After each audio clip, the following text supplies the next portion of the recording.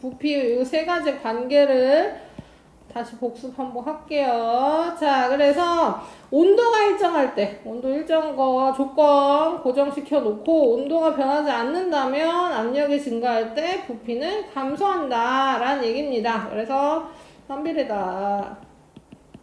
반비례 관계라는 얘기고요. 무슨 얘기냐면 이게 외부 압력 얘기예요. 외부 압력. 여기에 압력은 외부 압력 얘기입니다. 그래서 내가 바깥쪽에서 기체를 누른다면 기체 부피는 감소할 거다. 뭐 이런 얘기예요. 그래서 여기 나오는 게 주사기죠. 주사기죠. 뭐라 그러지? 자, 주사위 아니고 주사기요. 자, 그래서 바깥쪽에서 누르는 힘이 세지면 세질수록 압력이 세지니까 안쪽에 기체 부피가 작아지더라. 그리고 이게 일정해서 어떻다 그랬습니까? 처음 압력 곱하기 처음 부피는 나중 압력 곱하기 나중 부피랑 같다. 그래서 어디서든 압력과 부피를 곱한 값은 다 같다. 이것이 보일 법칙이다 라고 했습니다. 보일이라는 사람이 만들어서 보일 법칙이에요. 그래서 두 가지죠. 압력과 부피는 반비례. 온도 일정할 때. 압력이 커지면 부피 작아진다. 그거랑 그 다음에 압력과 기체 부피의 곱은 일정하다. 기억하셔야 문제 풀 수 있어요. 그래서 곱하는 거 기억하시고요. 그래서 여기 보시면 왜 그런지도 설명할 수 있죠. 압력이 증가해. 여기 지금 추 2개 올려놨을 때 부피가 이만큼인데 추를 4개로 늘렸어요. 추를 4개로 늘렸더니 외부 압력이 증가해요. 누르님이 강해지니까 안쪽에 부피가 감소하게 됩니다. 기체 부피 감소하면 입자 사이 거리가 가까워지면서 입자 충돌횟수 증가하고 충돌횟수 증가하면 용기 속의 기체 압력도 같이 증가하는 거예요. 왜냐면 충돌횟수 증가했으니까. 그쵸? 그래서 외부 압력 증가하면 부피 감소하고 입자 충돌횟수 늘어나고 충돌횟수 늘어나니까 내부 압력도 증가한다. 그러니까 반대도 마찬가지입니다. 추가 2개였는데 하나로 빠졌어요. 그랬더니 부피 증가했죠. 부피 증가하니까 입자사이 거리 멀어졌고 거리 멀어지니까 충돌횟수 감소했고 충돌횟수 감소하니까 용기 속 기체 압력 감소한다. 그래서 내부 압력도 감소한다. 외부 압력이 감소하면 내부 압력도 감소한다. 잘 듣고 있죠? 저요? 사실 안 보여요. 이게 안 보인다고요? 아니 그게 아니라 이렇게 봐야지 보여요. 그렇게 봐요. 아니 자료 일로 옮겨. 네. 자, 그래서 관련된 현상들이 이렇게 나오죠. 자, 여기 보시면 이런 거 높은 산에 올라가면 과자 봉지가 부풀어 오르는 것도 대기압이라고 하죠. 우리 일반적으로 저기 지구에서 1000km 떨어진 곳까지 대기가 누르는 힘을 대기압이라고 우리가 일기압, 대기압이라고 보통 표현하는데요. 그 높은 산에 올라가면 그 누르는 힘이 작아지니까 안쪽에 과자 봉지나 풍선의 기체 부피 증가하더라 라는 얘기고요. 잠수부가 내뿜은 공기방울이 수면에 올라갈수록 점점 커지는 거는 반대 경우죠. 우리 하늘로 올라가는 건 외부 압력 감소해가지고 공기 압력 감소해가지고 커지는 거고 잠수부는 물 안에 들어가 있잖아요. 그래서 물 안에 있을 때 여기 있을 때는 요만큼의 물이 누르는 힘. 일로 이만큼 올라오면 물이 누르는 힘이 자르기 때문에 올라오면 올라올수록 누르는 힘이 작아서 공기방울 커지더라. 자, 그 다음에 공기주머니 들어있는 운동화는 충격을 줄여준다거나, 그 다음에 침대에 가해진 압력 커져. 공기 침대에 누우면 침대에 가해진 압력이 커져. 침대 속 기체 부피가 줄어든다. 공기 침대. 캠핑 가면 공기 침대 보통 쓰죠. 그쵸? 캠핑 다녀요? 안 다녀요. 자, 그래서 그런 것들 모두 다 보일 법칙이다 이렇게 생각하시면 되고요. 그 다음에 샤를도 얘기해 봅시다.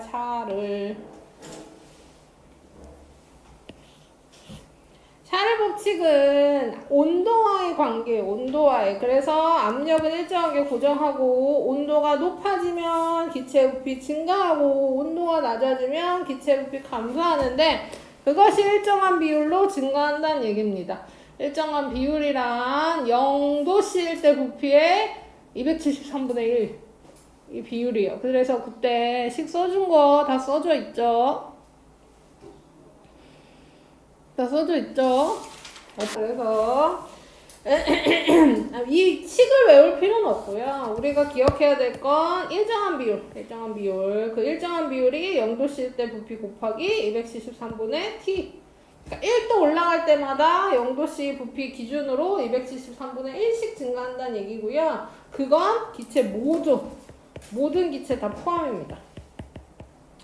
그러니까 수소는 이만큼 늘어나고 헬륨은 이만큼 늘어나고 뭐 다른 애들 이만큼 늘어나는 게 아니라 모든 기체는 모두 다 일정한 비율로 증가한다. 이렇게 기억해 주시면 되겠습니다.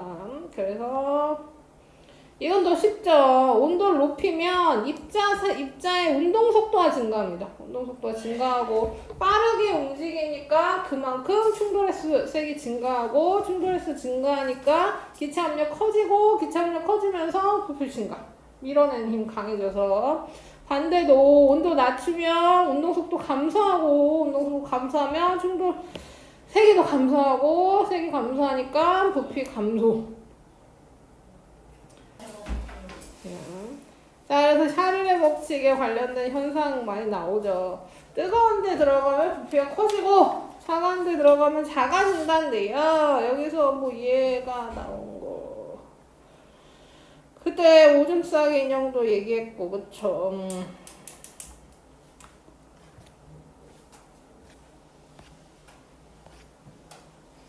우리 이거 맞췄어요? 답이요? 59쪽이요. 맞췄어요. 안 맞췄지? 맞췄는데요? 내가 채점한 거야. 풀기만 하고 다 맞추진 않은 거. 그것도 맞췄었는데. 아이씨, 내가 채점한 거라니까. 아, 네. 오늘 내가 채점한 거라. 자, AC에서 온도 활발한 정도 부등호나 등호로 비교하래요. 부피 큰, 온도 제일 높은 C가 제일 크고, 그 다음에 B, A 순. 반대로 써도 되죠. 상관없죠. 자, AC에서 변하지 않는 거 고르래요. 운동 속도는 달라지니까 얘는 아니고요. 입자수는 변하지 않죠. 그 다음 충돌 세기는 온도가 높아지면 빨라지니까 충돌 세기? 변하지 않아. 자, 충돌, 횟수가 증가하죠. 충돌 횟수. 깜짝.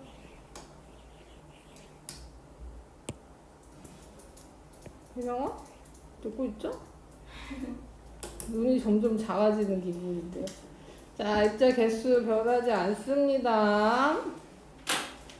자, 그 다음 A에서 C에 알맞은 말은 온도가 높아질수록 부피가 증가함을 알 수 있다. 여기 누가 높아가 높아질수록이라고 쓴 것 같은데. 제가 아니야? 자, 9번. 자, 온도 가열했어요. 가열하니까 부피는 증가할 거고요. 입자수는 일정할 거고요. 속도는 빨라질 거고요. 입자의 사이 거리도 멀어지겠죠. 자, 보일 샤를 구별해서 쓰래요. 고풍선이 하늘 높이 올라가면 점점 커지는 건 압력과 관계 있는 거니까 보일. 찌그러진 탁구공을 뜨거운 물에 넣으면 펴지는 건 샤를. 페트병을 닫아서 냉장고에 넣었대요. 이건 차가워지는 거니까 샤를. 운동하는 충격 줄어드는 건 압력 감소 보일. 근데 이거 왜? 뭐1 이렇게 하는 게 보라색. 아, 상관없어. 보샤샤 보라고 써요. 보샤샤 보.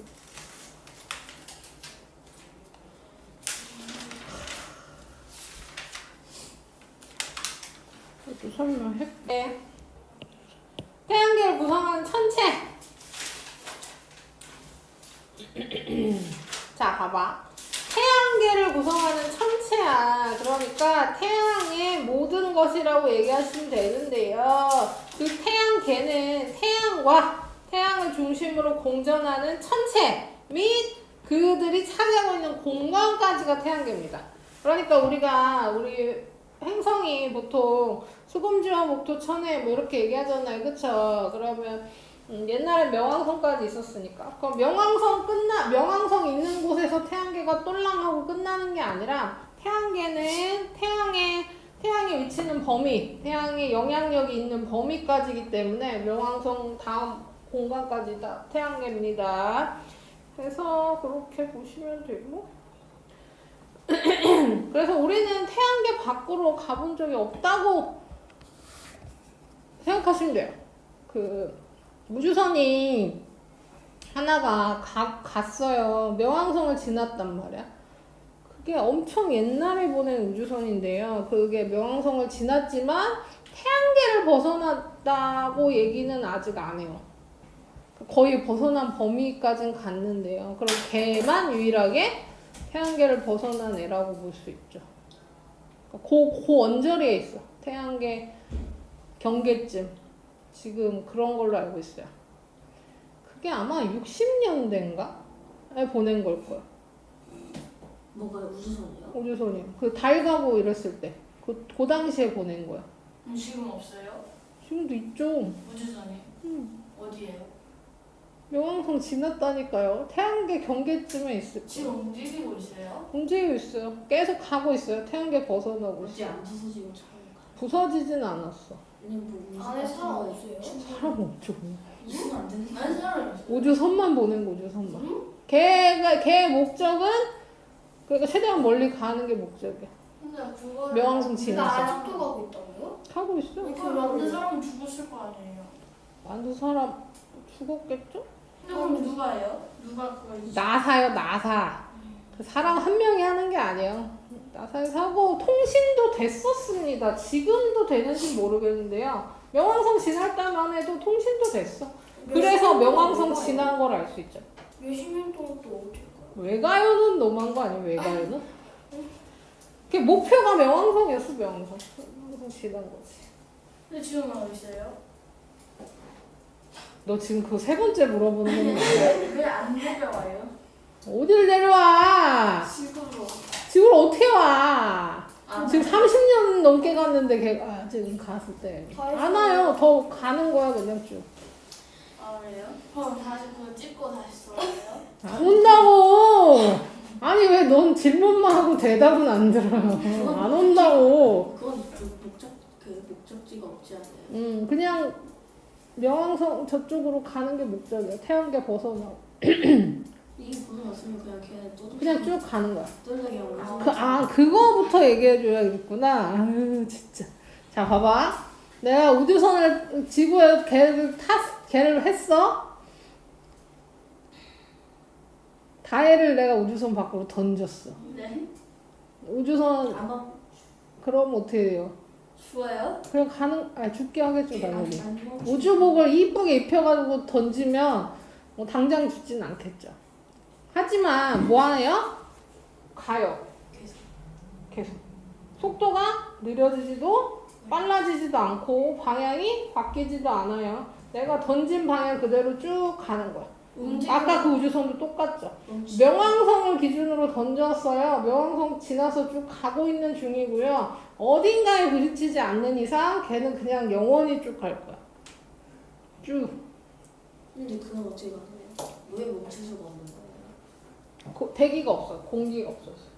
우리가 수영장 같은 데서는 이렇게 엎어하면 방향 바꿀 수 있잖아요. 우주에서는 내가 버둥거린다고 해서 방향 바뀌지 않죠. 그리고 연료로 가는 게 아니기 때문에 그냥 속도가 빨라지지도 않죠. 그대로 죽어요. 누구요? 다요? 육에 공기가 없으면 저희가 떠요? 공기가 없어 뜨는 게 아니라 중력이 없어 뜨는 거지. 중력이 없으면 떠요 저희? 무중력 뜨겠죠. 근데 우주에서 왜 안 죽어요? 누가 안 늙는데요? 늙어요. 우주에서도 늙어요. 우주에는 시간이 좀 더 느리겠죠. 아니 그거는 우주의 시간이 느린 게 아니라 행성마다 좀 다르게 간다고 생각하는데 그것도 중력 때문입니다. 그러니까 굳이 따지자면 롯데타워 맨 꼭대기에 사는 사람의 시간이 더 느리게 가요. 네? 진짜요? 그러니까 우리가 이 일반 시계로 잴 수는 없지만 굳이 재자면 다르게 가요. 그러니까 우리 머리끝이랑 발끝도 시간이 다르대. 뭐요? 시간이요? 시간이 다르게 간다니까? 키가 큰 사람이랑 시간이 달라요? 아니 다른데 그냥 일반 시계로는 그걸 못 잡고 정말 정밀한 엄청 정밀한 시계로 재면 뭐 0.000000001분의 초 단위로 다르게. 그러니까 의미는 없지. 무의미하지만 다르긴 다르다. 저녁이랑 시간이 무슨 상관이 있어요? 자, 거기까지 설명하면 오늘 진도 못 나가니까 그냥 그렇게 있다 알아두시고요. 자, 그래서 태양계 중심엔 태양이 있고 유일한 행성이죠. 유일한 별입니다, 별. 그러니까 태양계 안엔 별이 하나밖에 없는 거야. 태양. 그래서 스스로 빛을 낸다. 그러니까 행성은 그 태양을 중심으로 그 지배적인 지위를 갖는 8개 행성. 그래서 그게 수금지와 목토천해. 명왕성 제외됐죠. 그 지배적인 지위 이것 때문에. 명왕성이 원래 행성이었던 건 알죠? 네. 옛날엔 행성이었어요. 그래서 수금지와 목토천해 선생님은 이렇게 배웠단 말이야. 근데 명왕성이 행성인 지위를 없앤 건 일단 궤도가 일정하지 않고, 그러니까 태양을 중심으로 궤도가 일정하지 않고, 그 다음에 그 주위의 지배적인 지위를 갖지 못하는 게 가장 컸다고 합니다. 자, 처음에는 어떻게 행성이 들어가요? 그냥 그런 줄 알았죠. 뭐. 너무 멀기도 하고. 그러니까 명왕성도 해왕성처럼 비슷한 걸 줄 알았는데 그게 그 정치적인 것도 있습니다. 복잡해요.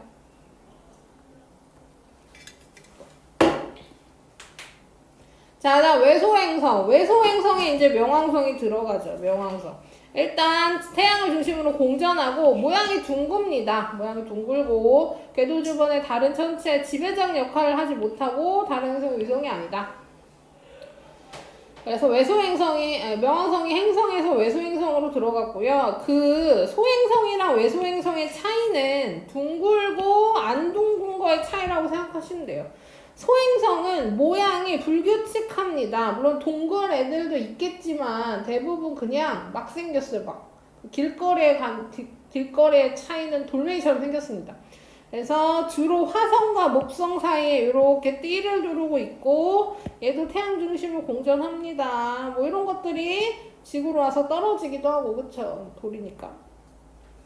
위성은 행성 중심을 공전한대요. 그러니까 달은 위성인 거죠. 지구의 위성. 지구가 행성이고 그 행성 주위를 도는 게 달.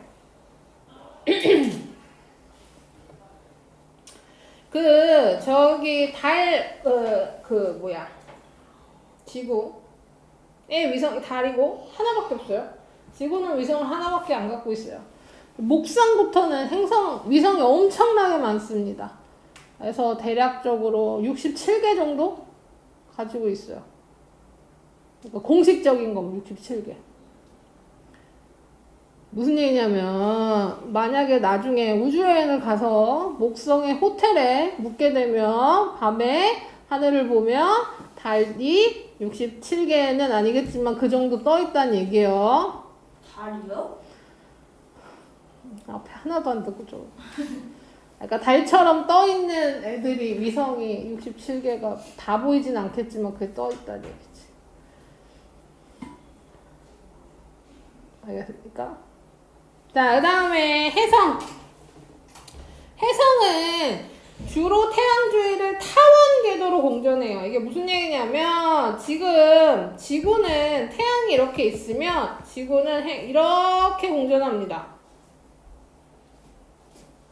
원으로 공전해요. 근데 해성은 어떻게 공전하냐면요. 이렇게 공전한다고 생각하시면 돼요. 이렇게. 이런 식으로.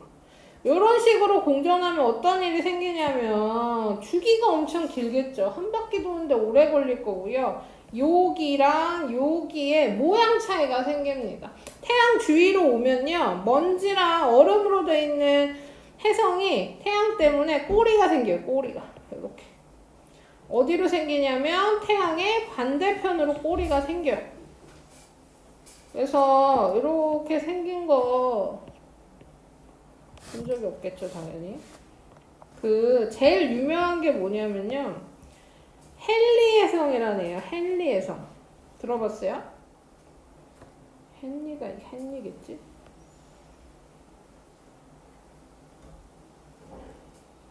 헨리네요. 자, 그래서 요 혜성이 이렇게 꼬리.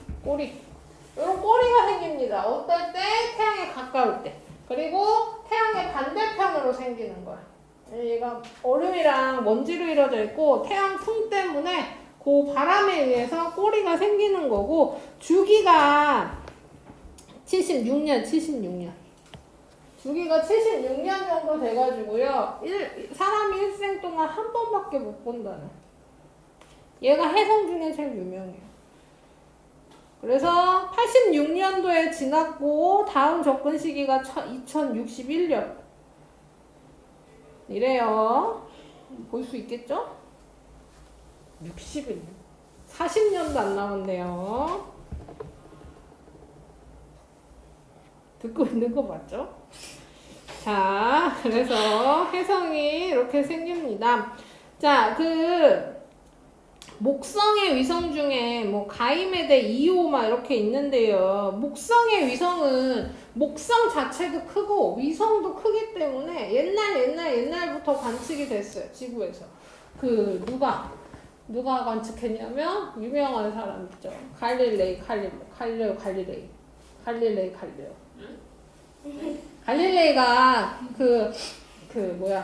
렌즈 만원경을 만들어서 관측했을 때 목성의 위성을 관측했죠. 그리고 나서 지구 중심 것도 아니라고 한 거 아니겠습니까? 그렇죠. 우주로 관찰을 많이 했어요. 그래서 위성 4개를 관측했고 그다음 목성의 위성 중에 제일 유명한 건 유로파. 이름이 유로파입니다. 얘가 얼음으로 이루어진 위성. 일로 탐사선을 보냈어요. 탐사선. 제가 알기로 올해 보낸 걸로 알고 있어요. 올해 보냈고 도착을 했는지는 모르겠네요.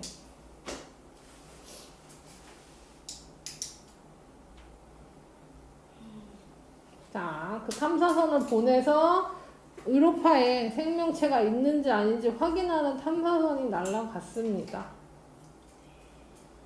아마 거기서 생명체를 관찰하면 최초의 생명체, 외권에서 생명체 발견인 거예요. 근데 가능성을 높게 보죠. 왜냐면 유로파가 얼음으로 이루어져 있으니까 안에는 뭐예요? 안에는 핵이 있는 곳은 따뜻하잖아요. 그럼 바깥은 얼음이어도 안에는 물이 있을 거다. 물이 있다면 생명체도 살고 있지 않을까? 왜냐면 지구도 물이 있을 때 생명체가 생겼으니까. 그래서 탐사선이 가서 얘를 뚫고 안에 있는 물을 채취해 오는 게 그 탐사선의 목표예요. 생명체가 살 수 없잖아요. 모르는 거지. 물이 없을 수도 있어요. 그냥 가능성을 보고 가는 겁니다. 왜냐하면 화성에는 지금 물이 있었던 흔적은 있는데 물은 없거든요. 그러니까 화성에는 예전에 물이 있을 때는 생명체가 있을 거라고 판단했어요. 그러니까 물이 있는 곳을 찾아보고 있는 중인 거죠. 근데 화성에는 저희가 살 수 없지 않아요? 살 수 없죠. 옛날에. 그러니까 옛날에 물이 있었을 때. 생명체도 너네가 생각하는 생명체는 내가 얘기하는 생명체 외계인이 아닙니다. 외계인 아니에요. 외계인이 있을 확률은 거의 0에 가깝다고 보고요. 내가 지금 얘기하는 생명체는 미생물 얘기하는 거예요. 미생물. 그러니까 세포. 이런 애들 얘기하는 겁니다. 좀 다르죠. 외계인은 우리가 볼 수가 없어요. 왜 못 봐요? 외계인이 없을 가능성도 있고 있다 하더라도 너무 멀어서 우리가 만날 가능성은 없죠. 왜 멀어요? 왜 뭐냐면요. 이미 관측 범위에 있는 행성 안에는 외계인이 없어요. 가진 못해도 볼 수는 있잖아, 만환경으로. 그러니까 우리가 볼 수 있는 범위에서 외계인이 없어. 그 얘기는 우리가 아무리 가도 외계인을 만날 수 없다는 얘기야. 외계인을 잊지 않았어요. 있지 않았어요? 뭐야? 저희 없어요. 오지 않았어요. 없어요. 오지 않았냐고요? 무슨 얘기하는 거야, 지금? 자, 그래서 행성 다시 정리하겠습니다. 수성부터. 자, 수성은 태양에서 가장 가까워. 그리고 크기가 작고 달이랑 특징이 비슷합니다. 달이랑 특징이 비슷해요. 왜냐하면 대기가 없어요. 대기가 없기 때문에 낮과 밤의 온도차가 크고 운석 구덩이가 많고 생김새는 물론이고 특징도 다 달이랑 비슷합니다. 그래서 운석 구덩이가 많아요. 그래서 보시면 이렇게 까맣게 자국 생긴 게 다 크레이터라고 보시면 되고요. 자, 그 다음에 금성. 금성은 이산화탄소로 이루어진 대기가 있어 온도가 매우 높다. 이게 포인트입니다.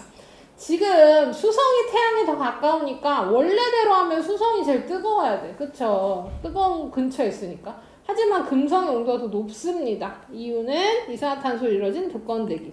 우리 맨날 지구온난화, 지구온난화, 지구 막 큰일 났다 막 이러잖아요. 지구의 대기 중에 이산화탄소가 0.04% 정도 있단 말이에요. 0.1도 안 돼. 0.04. 근데 지구 온도가 올라가고 있다고 얘기하죠. 근데 그러면 이산화탄소로 이루어진 대기면 얼마나 뜨겁겠어요. 그쵸? 엄청나게 뜨겁습니다. 200도가 넘어요. 200도가 넘고 압력도 굉장히 높아요. 그리고 지구에서 가장 밝게 보입니다. 금성은 우리가 눈으로도 볼 수 있을 정도로 밝게 보여요. 물론 별처럼 보이죠. 별이 아닌데 별처럼 보여. 빛나게 보입니다. 언제쯤 잘 보이냐면요. 해 진 직후. 해가 막 지고 나서 어스름풀할 때 하늘을 보면 굉장히 밝은 별이 하나 있어요. 걔가 별이 아니라 금성입니다. 우리가 그래서 옛날에 샛별이라고 불렀어요. 너무 밝아서.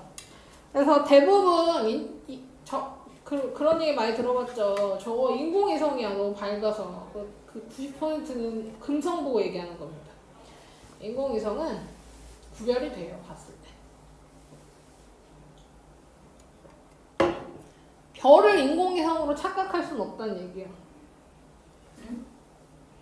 그런 얘기 많이 들었잖아. 저거 너무 밝은 거 저거 별 아니고 인공위성이야. 뭐 이런 얘기 들어봤어요? 네. 근데 우리가 봤을 때 별이랑 인공위성은 구별을 못하지 않는다고요. 인공위성은 움직여요. 별은 가만히 있는데 인공위성은 움직여. 인공위성을 별로 착각할 수는 없어요. 자, 일단 지구.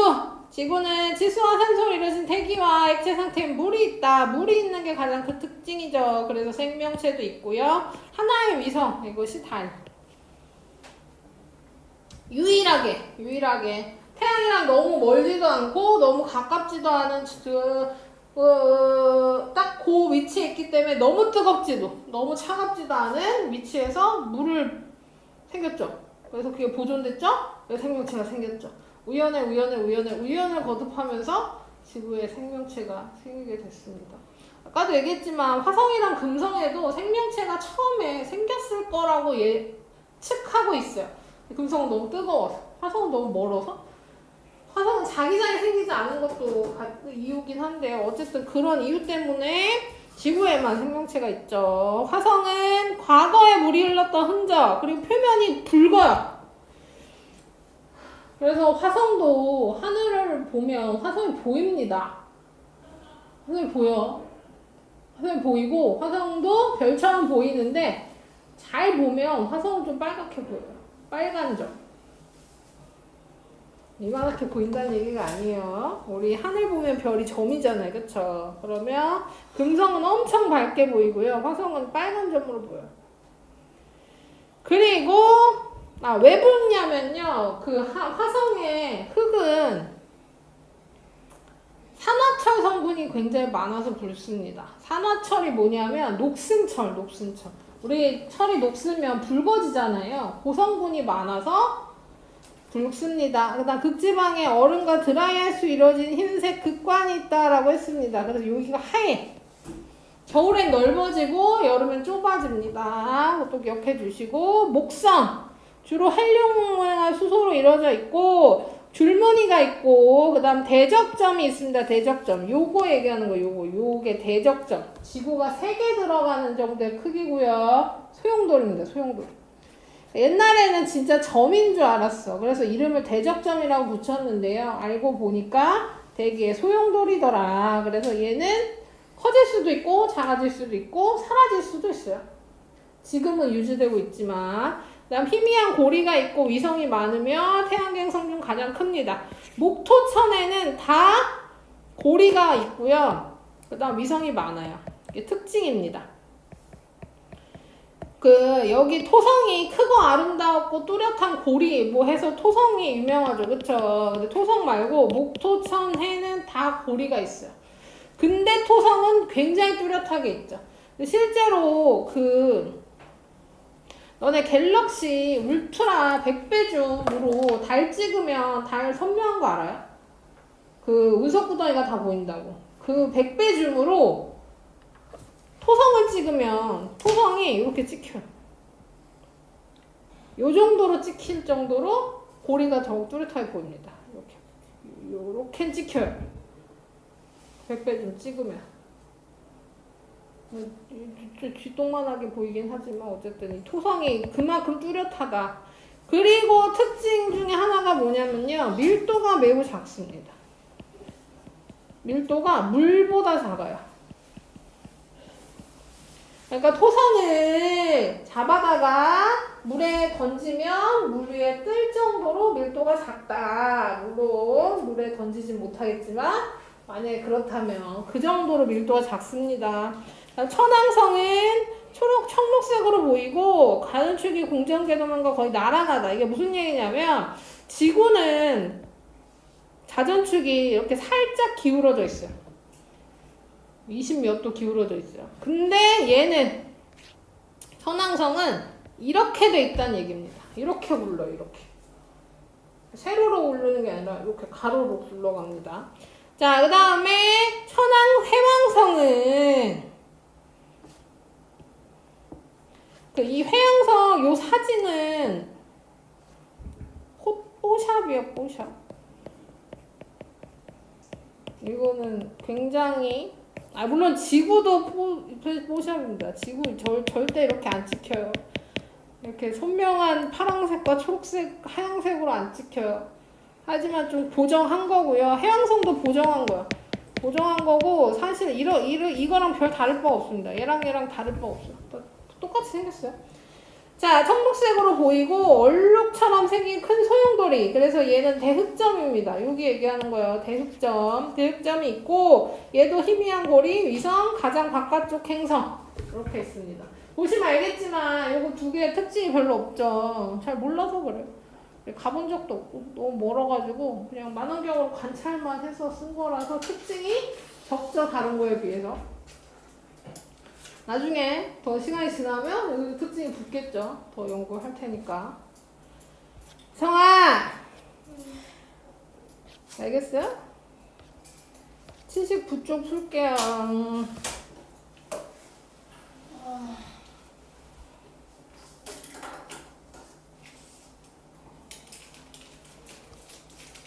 나 진짜 5분 얘기한 것 같아. 자, 태양계 행성을 구분하겠습니다. 우리가 태양계가 소금지와 목토천 해까지 있다 그랬거든요.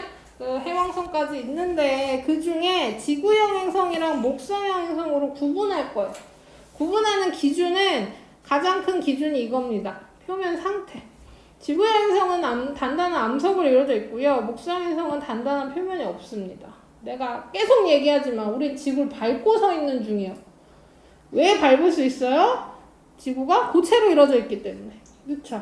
그 얘기는 뭐예요? 목성에서는 이렇게 못 써 있는다는 얘기입니다. 안으로 빠져버려요? 그러겠죠. 예상은 그렇습니다. 해봤어요? 해본 적은 없어요. 우주선이 착륙을 시도한 적은 있다고 알고 있는데요. 실패했다고 해요. 그러니까 착륙에 실패한 게 아니라 그 들어가는 것 자체는 실패했다고 알고 있어. 그 안에 있는 사람들 어떻게 됐어요? 그 우주선에 꼭 사람이 타 있을 거라는 고정관념을 버리세요. 웬만하면 사람 안 태웁니다. 우리 사람 태우고 간 건 달밖에 없어요. 원숭이는요? 원숭 맞아요. 아 원숭이 태운 적은 있는데요. 그것도 다 가까운데 가까워. 개도 태우고 고양이도 태우고 여러 개 태웠어요. 이러는 거야? 그러니까 옛날에 그러니까 사람이 가기 전에 동물을 태우고 갔었어요. 침팬지 태우고. 침팬지가 근데 왜 조종할 줄 알아요? 그냥 태우고 간 거야 태우고. 조종했었어요. 조정을 뭘 해요? 조정은 안 했어요. 그게 아니면 하고 이렇게 사고 왔고 이제 뭘 보는데? 아니 그냥 올라갔다 내려온 정도예요. 그래서 강아지가 제일 처음 탄 걸로 알고 있고요. 그 강아지는 바로 사망했죠. 사망했습니다. 왜요? 그 뭐 예상하기로는 소리랑 압력이랑 해서 스트레스 너무 많이 받았어. 스트레스를 얼마나 받으면 죽어요? 뭐 여러 가지 원인이 있었겠죠. 그래서 걔가 사망하는 거 보고 나서 더 다시 고쳐가지고 갔으니까요. 침팬지 태운 거 같아. 그러니까 처음 우주를 가는 거니까 이게 사람을 태우기가 무섭잖아요. 그래서 이제 동물들을 태웠었죠. 고양이는 갔다가 오는 거에 성공했어요. 그리고 꽤 몇 년 더 살았습니다. 근데 침팬지는 죽었어요. 침팬지도 안 죽, 강아지만 죽은 걸로 알고 있어요. 강아지. 그랬습니다. 자, 그 다음에. 자, 그래서 지구형 행성은 단단한 암석으로 이루어져 있고, 그 다음 질량이 작고, 반지름도 작습니다. 수금지와는 좀 작아. 그리고 위성이 거의 없거나 적어요. 그래서 수성, 금성은 위성이 없고, 지구가 하나고 화성이 2개 정도인 걸로 알고 있거든요. 그래서 그 정도 되고, 고리도 없습니다. 얘네들이 특징. 목성의 행성은 질량도 크고, 반지름도 크고, 위성도 많아요. 아까 얘기했죠. 목성의 위성이 67개 정도. 대부분 그렇게 많습니다. 그 다음에 고리도 다 있어요. 토성이 뚜렷하긴 하지만 목토천에 모두 고리를 가지고 있다는 거 알아두시고요. 그래서 자 봐봐. 지금 보시면 그래서 보면 그 특징들이 다 뭐예요? 작고, 없거나 적고 막 이러잖아요. 근데 그 큰 게 하나 있어요. 밀도입니다, 밀도. 밀도는 지구형 행성이 크고요. 목성 행성이 작아요. 밀도가 크다는 게 뭔 말이에요? 그 밀도를 쉽게 얘기하면 이렇게 생각하시면 됩니다. 빽빽한 정도라고 생각하면 돼요. 빽빽한 정도가 지구형 행성이 크죠. 왜냐하면 암석이니까 고체로 이루어져 있으니까 밀도는 지구형 행성들이 더 빽빽하고 크고요. 그 다음 목성 행성은 기체로 이루어져 있잖아요. 그래서 덜 빽빽하기 때문에 밀도가 작습니다. 아까 얘기했죠. 그래서 토성은 물 위에 던지면 뜰 거다. 밀도가 작으면 잘 떠요? 물은? 밀도가 작으면 뜨는 거고 밀도가 크면 가라앉는 거야. 우리가 여기서 열기구 생각하면 쉽죠. 우리 열기구 타봤어요? 네. 아니요. 왜 그렇게 봐요? 타봤을 수도 있는 거 아니야? 자, 열기구가 이렇게 있으면 공기를 넣을 건데요. 그냥 공기를 넣으면 안 떱니다. 어떻게 해야 돼요? 여기 그 가열 장치가 있어요. 뜨거운 공기를 넣어야 돼요. 뜨거운 공기를 넣으면 밀도가 작아져요. 밀도가 작은 공기. 이 공기보다 밀도가 작은 공기가 형성되면서 위로 올라가는 거예요. 무조건 밀도가 작으면 뜨고요. 밀도가 크면 가라앉아요. 어디서 배우지? 2학년 때 배워요. 2학년 때. 밀도는. 2학년 때 밀도 배운다고. 이렇게 곧 배워요. 곧 배웁니다. 자, 그래서 그렇게 하시면 되고, 요렇게도 분류하죠. 이렇게도 분류하는데 다 똑같은 얘기예요. 질량이 수금지화가 질량이 작고, 반지름도 작고, 위성의 수는 아까 여기 나오네요. 0012. 92개네. 네. 아, 이게 계속 늘어나고 있어요. 계속 늘어나고 있어요. 그게 목성 주위를 도는 애가 엄청나게 많아요. 그래서 그 중에 위성이랑 위성 아닌 거랑 분류해서 넣는 건데요. 더 늘어났네요. 92개, 83개. 그래서 엄청 많습니다. 자, 그래서 보시면 지구를 기준을 1로 놨어요. 그쵸? 이게 지구 기준입니다. 그래서 금성이 지구랑 크기가 가장 비슷해. 금성이 지구랑 크기가 가장 비슷해요. 화성이랑 수성은 엄청 작죠. 지구에 비해서. 목성은 지구의 300배. 엄청나게 큽니다. 뭐 그런 것도 기억해 주시면 되겠네요. 그러니까 어떻게든 그래프로 나온 것도 읽을 수 있어야 돼요. 여기 보시면 질량이 크고 반지름이 큰 애가 목성형. 질량이 작고 반지름도 작은 애가 지구형. 이런 식으로. 자, 다음 태양 보겠습니다. 태양은 스스로 빛을 내는 천체로 지구에 많은 영향을 미친다라고 했어요. 우리 태양은 표면과 대기를 구별할 겁니다. 태양 표면은 광구라고 합니다. 광구. 이름이 광구예요. 태양의 표면 이름이 있어요. 광구. 빛을 내는 구다 해서 광구. 태양의 광구는 평균 온도가 6,000도 정도 됩니다. 6,000도 정도. 그리고 쌀알무늬가 나타나요. 쌀알무늬. 마치 쌀을 뿌려놓은 것 같은 무늬다 해서 쌀알무늬. 잘 들어봐요. 그 옛날 TV 본 적 있어요. 옛날 TV. 브라운관이라고 해서 뒤 좀 뚱뚱한 TV. 걔네는 그 주파수가 안 맞으면 지지지직 거려요. 그 지지지직 하는 거 본 적 있어요? 그 무늬랑 얘 무늬랑 뭐 비슷하게 생겼어요. 자, 그래서 쌀알 무늬는 뭐 어떻게 생기는 거냐면 간단합니다. 태양도 핵이 있어요. 핵. 가운데 부분 핵. 그 핵이 있는 게 아니라 가운데 부분은 그냥 이름을 핵이라고 붙이기로 한 거야, 우리끼리. 자, 그래서 핵이 있습니다. 그럼 여기가 더 뜨거워. 바깥쪽보다 안쪽이 더 뜨거워요. 오케이? 그러면 얘가 기체로 이루어져 있단 말이에요. 태양이 기체로 이루어져 있어요. 그래서 뜨거운 애는 위로 올라갑니다. 밀도가 작아서. 아까 그 열기구처럼. 그 다음 상대적으로 차가운 부분은 내려와요. 이게 뭐예요? 대류죠. 학생들 대류 배웠어요. 멍하니 있지 마시고요. 대류가 일어납니다. 대류가. 여기서 뜨거운 부분 올라가고 상대적으로 차가운 부분 내려와요. 그러면서 대류가 일어나는데 그때 그 뜨거워서 올라온 부분이 더 밝고요. 차가워서 내려온 부분은 덜 밝겠죠. 그래서 밝고 어둡고 밝고 어둡고 밝고 어둡고가 반복돼서 그게 마치 쌀알무늬처럼 보인다 라는 게 원리입니다. 쌀알무늬 원리. 그래서 여기 광구 아래에서 대기가 그 기체가 대류하면서 쌀알을 뿌려놓은 것 같은 무늬가 생긴다 라는 거고요. 그 다음 흑점. 흑점은 간단해. 이게 얘보다 온도가 낮으니까 이 부분이 어둡게 보이는 거야. 얘가 밝고 얘가 어둡고. 그러면 차이가 몇 온도 정도 차이 나냐면요. 2000도 정도 차이 나요. 그러니까 당연히 어둡게 보이겠죠. 얘가 6000도고 얘가 4000도입니다. 흑점의 온도가 주변보다 온도가 낮아서 어둡게 보이는 거예요. 이렇게. 흑점은 고정돼 있지 않아요.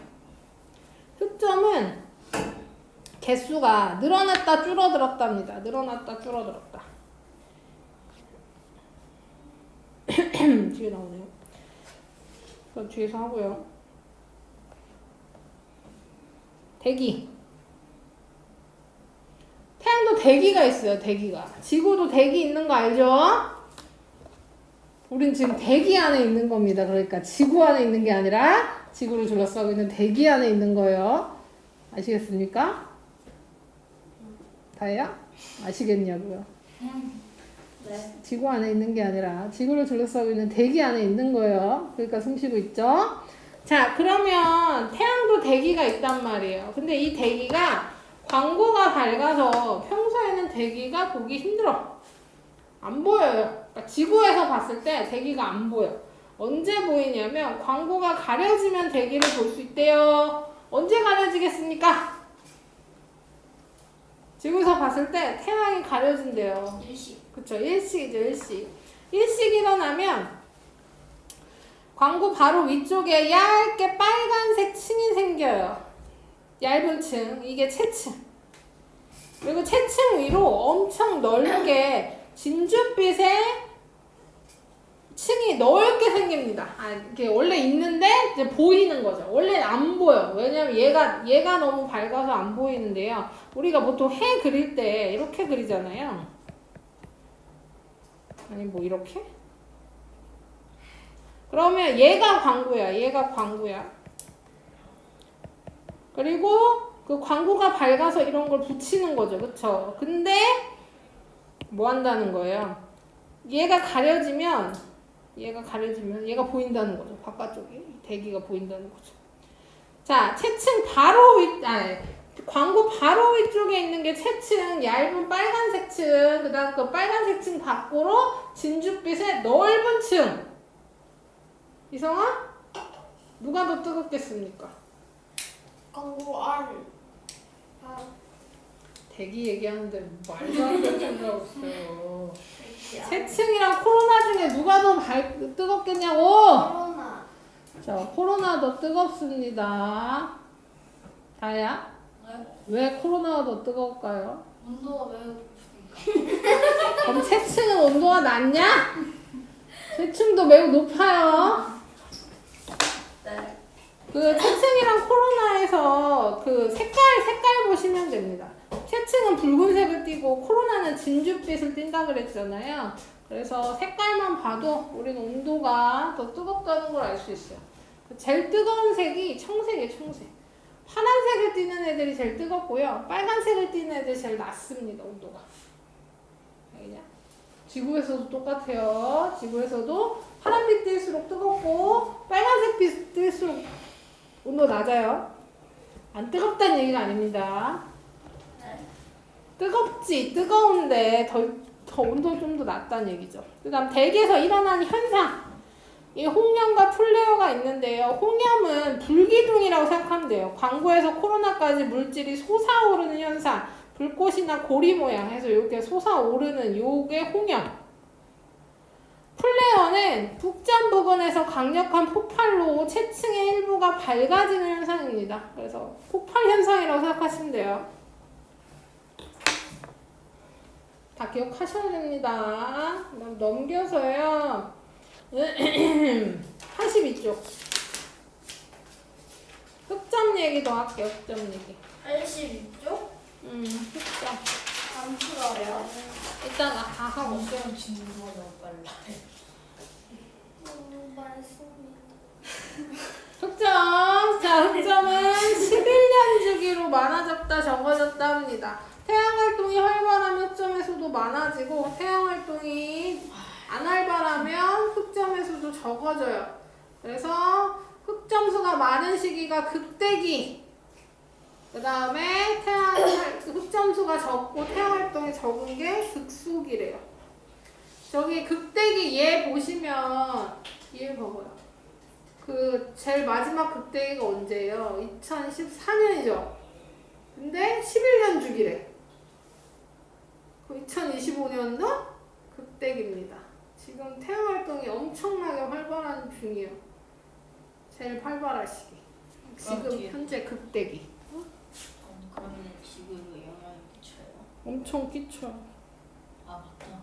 그래서 너네 뉴스 같은 데 들어보셨는지 모르겠지만 작년에 오로라가 우리나라에서도 찍힌 적이 있죠. 여름에. 응? 오로라가 찍혔어요. 그게 평상시에는 우리나라에서 절대 볼 수가 없어요. 그러니까 뭐 물론 우리나라에서도 다 찍힌 게 아니라요. 우리나라 38선 있는 거 알아요? 네.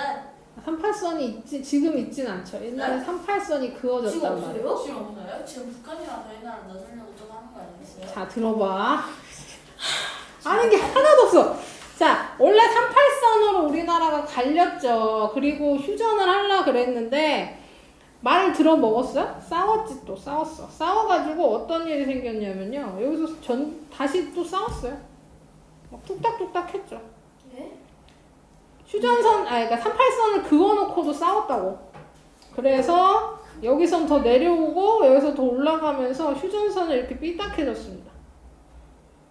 네. 모르는 게 더 신기하다. 자, 그래서 우리나라에서 여기만 보여요. 여기만. 작년에 여기서만 오로라가 보였어요. 네. 찍혔어. 그게 강원도 고성입니다. 고성. 는 우리나라가 아니잖아요. 휴전선이 이렇게 생겼다고. 그 얘 우리나라라고. 그러면 저희는 어디 있어요? 우린 여기쯤 있지. 서울. 아, 서울. 거기 있어요? 고성? 강원도. 하여튼 거기서만 찍혔고 거기서만 관찰됐어요. 근데 그것도 굉장히 드문 일이에요. 우리나라에서 오로라 본 거 내가 들은 건 최초. 그 옛날엔 있었을 수도 있겠지만 지금 현재 뭐 하여튼 뭐 한 50년 사이에선 처음이에요. 그만큼 태양 활동이 활발한 거. 지금 올해도 아마 찍힐 가능성이 높죠. 네. 그 예상되는 날짜 막 나와요. 인터넷에 관심 있으면 가보시면 됩니다. 진짜 보고 지금 싶으면. 찾아봐주세요. 자, 그 다음에요. 나중에 너희가 네이버에 쳐보세요. 자, 그래서 태양 활동이 활발해지면 코로나가 커지고 홍연 플레이어도 자주 나타납니다. 태양 활동이 활발할 때 태양풍이 강해지기 때문에 오로라가 더 넓은 범위에서 보이게 되는 거고요. 하나 더 얘기하면요. 이게 앞에서 얘기 안 했는데요. 흑점 보시면 흑점을 지구에서 관찰하면 흑점이 가만히 있는 게 아니라 움직여. 동에서 서로 움직입니다. 그 얘기는 뭐예요? 태양도 자전한다 라는 얘기입니다. 네. 그 다음에 태양이 자전하는데 우리가 관찰했더니 어떤 일이 생겼냐면 태양의 흑점이 예를 들어서 이렇게 있었어. 똥똥똥똥똥 있었어. 그러면 시간이 지나면서 동쪽에서 서쪽으로 움직인다 그랬잖아요. 그러면 이 흑점이 여기서 여기로 이렇게 욱 하고 움직인 게 아니라 이렇게 움직이지 않았고요. 어떻게 움직였냐면요. 얘가 요만큼 움직일 때 여기 있는 애들은 더 많이 움직였어. 얘가 제일 많이 갔어. 이런 식으로 움직였단 말이에요. 무슨 얘기냐면 이게 지구였으면 당연히 다 동일하게 똥똥똥똥 여기서 처음에 시작하면 여기서 똑같이 끝날 거란 말이야. 근데 태양을 관찰했더니 얘는 빠르게 움직이고 이 끝부분은 느리게 움직였다는 얘기죠. 이게 왜 그러냐면 태양도 기체로 이루어져 있어서 그렇습니다. 기체로 이루어져 있어서 가운데 적도 부분이 훨씬 더 빠르게 돈다고 해요. 그래서 흑점도 저렇게 움직이는 거죠. 그래서 흑점의 움직임으로 태양이 자전한다는 거랑 태양이 기체로 이루어져 있다는 것도 알 수 있게 되었다. 네. 네. 자, 그래서 태양 활동이 활발할 때 태양 활동이 지구에 미치는 영향 보겠습니다. 태양풍이 강하게 불면 지구에 오는데요. 그러니까 예를 들어봅시다. 태양이 아까 뭐 한다 그랬어요? 적도 부근에서 폭발 현상이 생겼어. 우왕 하고 폭발했어. 그러면 그 폭발 현상에 의해서 여기 있는 애들이 입자랑 해서 날아갑니다. 온 우주로 날아가는데 그 중에 일부가 지구로 오는 거죠. 네. 지구를 목적으로 오는 건 아닌데 지구에 오는 거예요. 근데 지구는 뭐에 둘러싸여 있어요? 대기에 둘러싸여 있어요. 그러면 이 태양풍 입자들과 대기랑 부딪혀. 그러면서 자기장이 강한 곳에 뭐가 생겨요? 그 커튼처럼 일렁이는 빛이 생겨요. 그것이 오로라. 그리고 일반적인 것보다 더 세면 뭐 하냐면요. 여기 못 떠다니게 해요. 지구 이렇게 둘러싸고 못 떠다니게 해요. 인공위성이 떠다닐 거란 말이야. 꽤 많이. 그 인공위성이 센서가 고장나거나 기능을 못할 수도 있다. 태양풍 때문에. 그 다음에 그것 때문에 GPS 오류가 생기기도 한다. 네. GPS는 인공위성에 달려있는 겁니다. 우리 내비 칠 수 있거나 지도 칠 수 있는 것도 다 인공위성 덕분이에요. 인공위성.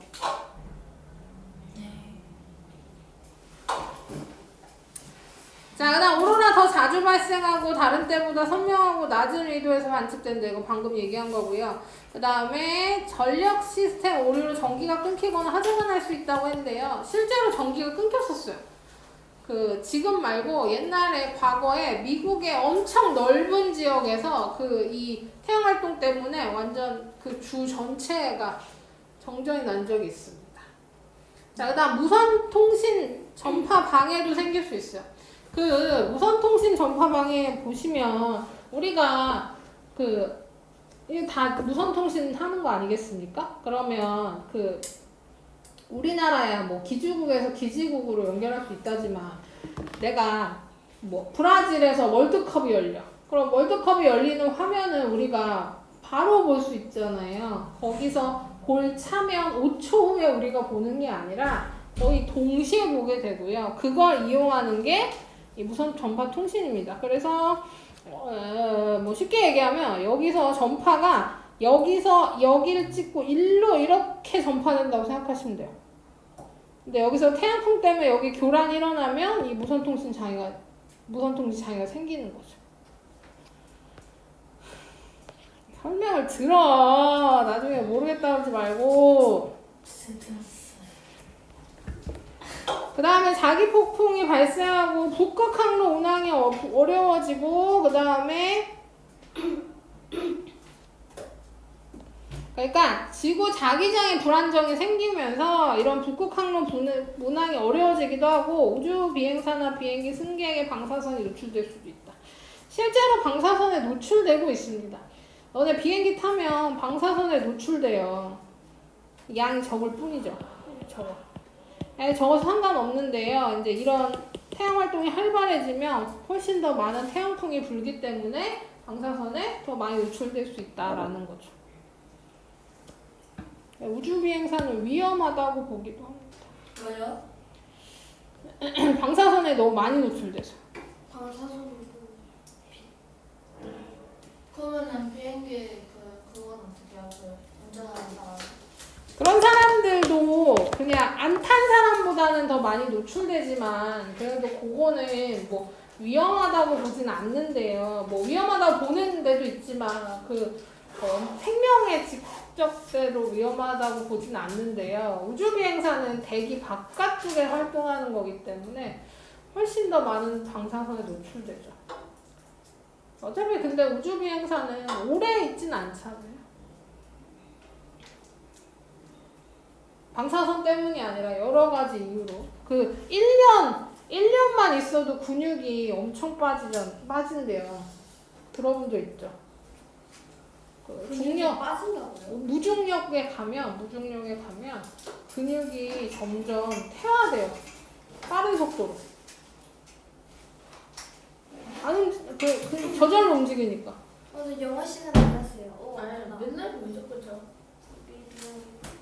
왜 쟤한테 미안해요. 자, 그 다음 천체만환경 있는데요. 요거는 간단하게만 설명할게요. 우리 천체를 관측하기 위한 장치고요. 뭐 망원경 본 적 있죠? 천체만환경은 렌즈가 2개. 저반 렌즈랑 대물 렌즈. 대물 렌즈는 물체 있는 쪽에 있는 렌즈를 대물 렌즈라고 하고 저반 렌즈는 눈이랑 닿는 렌즈라고 해서 저반 렌즈. 요게 필요하고요. 뭐 삼각대는 당연히 삼각대 알죠? 삼각대로 고정하고 균형추라는 게 있습니다. 엄청 무거운 추예요. 추. 그래서 균형 잡아주는 겁니다. 안 쓰러지게. 얘가 이렇게 길쭉하니까 균형추가 없으면 끼우러져요. 그래서 그거 잡아주는 애고 초점 조절 나사로 조절해서 초점 맞추고요. 보조만환경이 필요합니다. 보조만환경으로 관측하는 천체를 찾고 그 다음에 확대해서 보는 거예요. 무슨 얘기냐면 저 천체만환경은 천체를 보고 싶은 거잖아요. 그래서 배율이 엄청 높아. 그 대신 뭐예요? 배율이 엄청 높으면 크게 보인다는 얘기입니다. 크게 보이는 대신 뭐예요? 시야가 좁아요. 자, 봐봐. 하늘에 별이 막 이렇게 떠 있어. 그럼 토성을 관찰하고 싶어, 토성을. 그러면 이 천체만환경으로 토성을 보면 토성이 이렇게 보이겠죠. 얘를 확대해서 이렇게 확대해서 토성이 이렇게 보일 거란 말이야.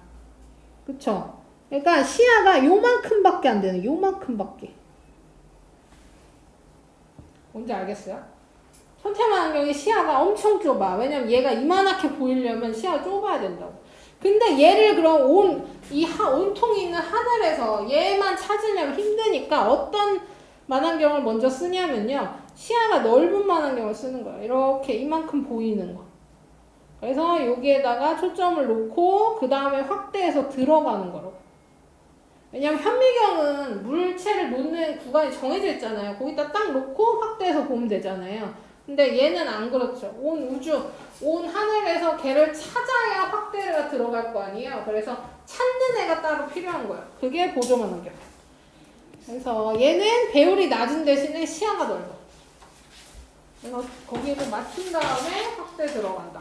안 끝났어요. 아니 30년. 아 그러네. 그리고 나머지는 마저 하겠습니다.